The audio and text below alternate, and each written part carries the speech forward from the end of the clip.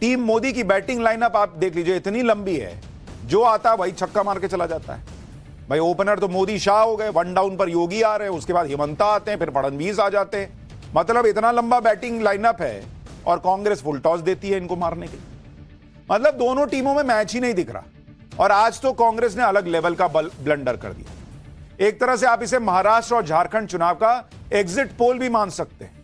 महाराष्ट्र और झारखंड का बयानबाजी वाला एग्जिट पोल क्या संकेत दे रहा है, आज क्या नया ब्लंडर हुआ है, यह देखने से पहले यह देखिए कि कांग्रेस जब जब बयानबाजी की मर्यादाएं तोड़ती है, तब तब यह संकेत होता है कि कांग्रेस समझ गई है कि गेम उसके हाथ से निकल चुका है। और मैं आपको उदाहरण से बताता हूं, फिर आज की बात करूंगा। जैसे साल 2007 चुनाव था गुजरात का, सोनिया गांधी ने बयान दिया था कि मोदी को मौत का सौदागर बता दिया था। नतीजा क्या हुआ? बीजेपी की बंपर जीत हुई। फिर साल 2014 लोकसभा का चुनाव था, सलमान खुर्शीद ने नरेंद्र मोदी के लिए नपुंसक शब्द का इस्तेमाल किया था। नतीजा नरेंद्र मोदी पहली बार प्रधानमंत्री बने, बीजेपी को की बंपर जीत। साल 2017 गुजरात विधानसभा चुनाव, मणिशंकर अय्यर ने मोदी को नीच आदमी बता दिया था। नतीजा बीजेपी की ऐतिहासिक जीत हुई। साल 2019 लोकसभा चुनाव था, बयान था राहुल गांधी का, जिन्होंने कहा था कि पब्लिक दौड़ा दौड़ा कर डंडे मारेगी। नतीजा नरेंद्र मोदी दोबारा सत्ता में आए, बीजेपी की बंपर जीत हुई। इसी तरह 2022 में गुजरात विधानसभा चुनाव, खड़गे ने मोदी की तुलना रावण से कर दी थी, बीजेपी की ऐतिहासिक जीत हुई थी गुजरात विधानसभा चुनाव।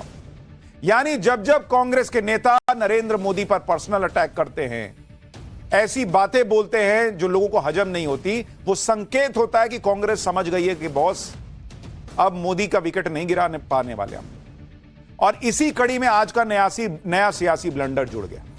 पीएम मोदी और सीएम योगी ने जिस तरह से हिंदू एकता का अभियान छेड़ दिया है, उससे इंडी गठबंधन में बौखलाहट का लेवल इतना हाई हो चुका है कि अब पीएम मोदी और सीएम योगी पर पर्सनल अटैक शुरू हो गए। सीएम योगी की तुलना आज आतंकी से की जा रही है, उनके भगवा वेशभूषा पर सवाल उठाए जा रहे हैं। पीएम मोदी के खिलाफ भी व्यक्तिगत टिप्पणियां तेज हो रही हैं, हमले तेज हो रहे हैं। ये व्यक्तिगत हमले कोई राह चलता व्यक्ति नहीं कर रहा, बल्कि कांग्रेस पार्टी के अध्यक्ष मल्लिकार्जुन खड़गे कर रहे हैं। वो सीएम योगी के पीछे हाथ धोकर पड़े हुए हैं। कल उन्होंने सीएम योगी की साधु संत वाली वेशभूषा पर सवाल उठाए, आज उनकी तुलना आतंकी से कर डाली, आरोप लग रहा है। एक बार सुनिए कांग्रेस अध्यक्ष ने कैसे सीएम योगी पर आपत्तिजनक टिप्पणी की है, उसके बाद बताऊंगा कि कांग्रेस अध्यक्ष ने एक बड़ी गलती कैसे कर दी। क्योंकि जो साधु संत होता है वो सबके लिए होता है, बाटो काटो में क्यों जा रहे हैं?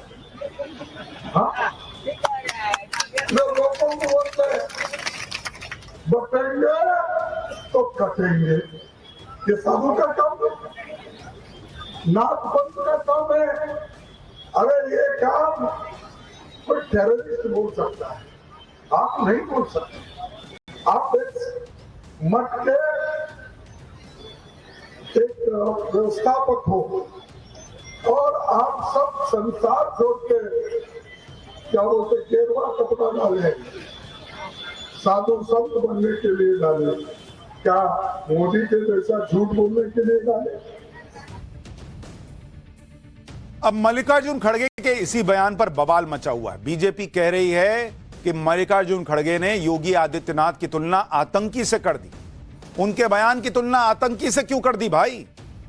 मल्लिकार्जुन खड़गे बहुत सीनियर नेता हैं, वो अच्छी तरह जानते हैं कि इस तरह के बयान से क्या नुकसान हो सकता है।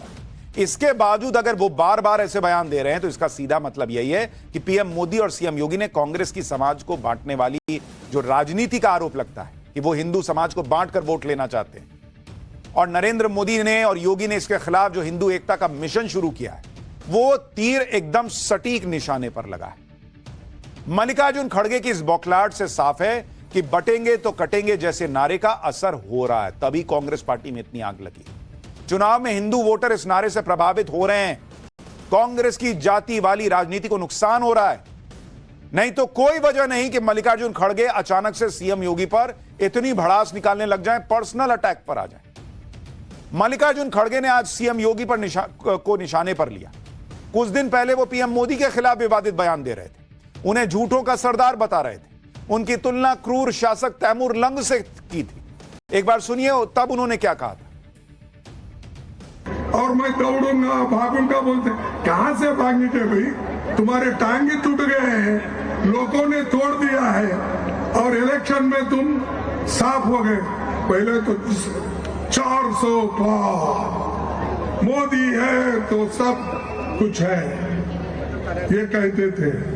लेकिन मोदी की गारंटी भी गई, 400 पार भी गया और 2 टांग दूसरों की लगा के हुकूमत तेमुरलंग कर रहे हैं और आज हमको ही कह रहे।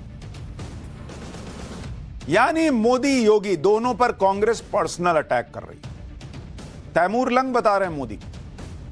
और आप क्रोनोलॉजी समझिए, पहले पीएम मोदी पर विवादित बयान, फिर सीएम योगी की तुलना, उनके बयान की तुलना आतंकी से। लेकिन हम इन हमलों से ना पीएम मोदी पीछे हट रहे हैं ना सीएम योगी। पीएम मोदी तो लगातार कांग्रेस की जाति वाली राजनीति के खिलाफ देश को आगाह कर रहे हैं, उसे देश के खिलाफ सबसे बड़ी साजिश बता रहे हैं। आज श्री स्वामी नारायण मंदिर की 200वीं वर्षगांठ समारोह को संबोधित करते हुए भी पीएम मोदी ने इस खतरे के प्रति चेताया। यानी ऐसा नहीं है कि सिर्फ इलेक्शन की रैली में जा रहे हैं तो वहां वोट बोल दे रहे हैं क्योंकि वोट चाहिए। वो हिंदुओं को बता रहे हैं वोट देना तो काम पे दे दो ना, लेकिन जाति में बढ़ के वोट दोगे और जाति वाली राजनीति में फंस के वोट दोगे तो देश बर्बाद हो जाएगा। ये नरेंद्र मोदी बता रहे हैं। एक बार सुनिए पीएम मोदी ने क्या कहा, फिर आपको बताऊंगा कि सीएम योगी भी कैसे ताबड़तोड़ जवाब दे रहे हैं। दुर्भाग्य से निहित स्वार्थ के लिए, छोटी समझ के कारण, भारत के उज्जवल भविष्य के महत्वाकांक्षी उद्देश्यों को भूल करके कुछ लोग समाज को जाति में, धर्म में, भाषा में, ऊंच और नीच में, स्त्री और पुरुष में, गांव और शहर में न जाने किस प्रकार से टुकड़े टुकड़े टुकड़े में बांटने की साजिश चल रही है। हम उसकी गंभीरता को समझे, उस संकट को समझे और हमें सबने मिलकर के ऐसे कारनामों को पराजित करना ही होगा। यानी नरेंद्र मोदी का फोकस सिर्फ चुनाव नहीं बल्कि देश का भविष्य है।